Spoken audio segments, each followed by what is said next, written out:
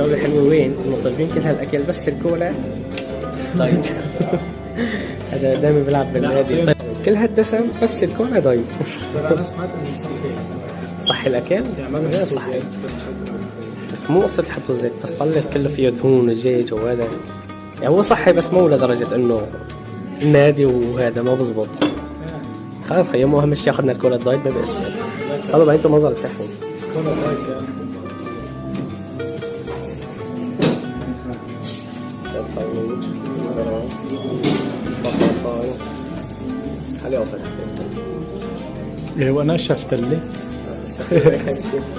انا شفت لي. اروح بالسلاخ. سلاخ يا ابو اللول. للفروج 3 غطسات. صحيح ان المو هدول الصوصات بس مايونيز وكاتشب. لا بس في عنده شيء طيب. وصوص ثالث نسيت اسمه. 1 2 3